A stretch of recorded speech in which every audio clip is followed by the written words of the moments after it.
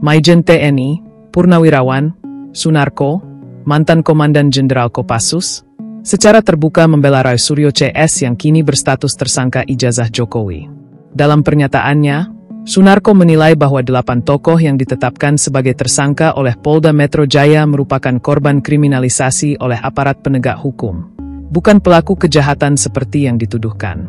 Menurut Sunarko, tindakan hukum terhadap para tokoh itu mencerminkan bentuk kezaliman pemerintah terhadap rakyat yang tidak melakukan tindak kriminal.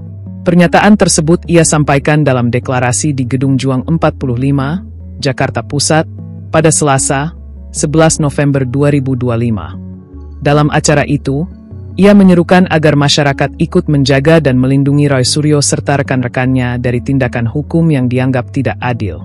Mari kita bersama-sama menjaga, mengamankan 8 orang teman kita yang telah ditetapkan oleh Polda Metro menjadi tersangka kasus pencemaran nama baik Joko Widodo, substansinya masalah ijazah palsu, kata Sunarko dalam deklarasi yang dikutip dari kanal YouTube Langkah Update.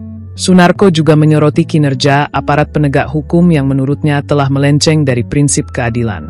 Ia mengingatkan agar masyarakat tidak mendukung tindakan aparat yang melakukan kriminalisasi terhadap warga negara yang menyuarakan pendapat. Jangan malah ikut-ikutan mendukung para penegak hukum yang di bawah kontrol. Dia melakukan kriminalisasi terhadap rakyat yang tidak melakukan tindak kriminal, ujarnya menegaskan. Sebagai anggota Forum Purnawirawan Prajurit TNI, Sunarko berharap agar Presiden Prabowo Subianto memberi perhatian terhadap kasus ini. Ia menilai bahwa para tersangka tidak layak disebut melakukan tindak pidana, dan tindakan hukum terhadap mereka perlu ditinjau ulang. Dalam orasinya, Sunarko menyebut bahwa apa yang disampaikan bukanlah bentuk perlawanan terhadap pemerintah, melainkan peringatan moral dari kalangan purnawirawan yang ingin menjaga marwah keadilan. Ia menilai, jika tindakan kriminalisasi terus dibiarkan, maka kepercayaan publik terhadap pemerintah bisa terkikis. Sunarko juga mengakui bahwa ia tidak yakin pesannya akan langsung sampai ke telinga Presiden Prabowo. Menurutnya, sang presiden jarang menggunakan ponsel pribadi atau memantau media sosial, sehingga lebih bergantung pada laporan dari lingkaran terdekatnya. Mudah-mudahan yang saya ngomong didengar oleh Presiden Prabowo. Memang ragu juga saya didengar atau tidak, ucapnya dengan nada khawatir. Sikap Sunarko ini mendapat perhatian publik karena menjadi suara tegas dari kalangan militer purnawirawan yang menyentuh isu sensitif, yaitu kriminalisasi terhadap tokoh publik dalam kasus dugaan ijazah palsu Jokowi.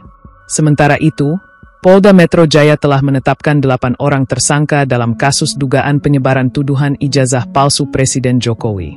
Kapolda Metro Jaya Irjen Asep Edi Suheri menjelaskan bahwa mereka dibagi ke dalam 2 klaster berbeda. Klaster pertama meliputi Egy Sujana, S, Kurnia Tri Rohyani, KTR, M, Rizal Fadillah, MRF, Rustam Effendi, RE, dan Damai Hari Lubis, DHL.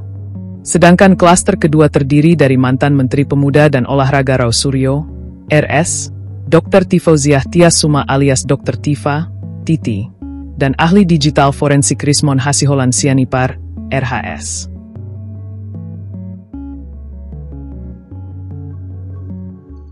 Download Tribun X sekarang, menghadirkan lokal menjadi Indonesia.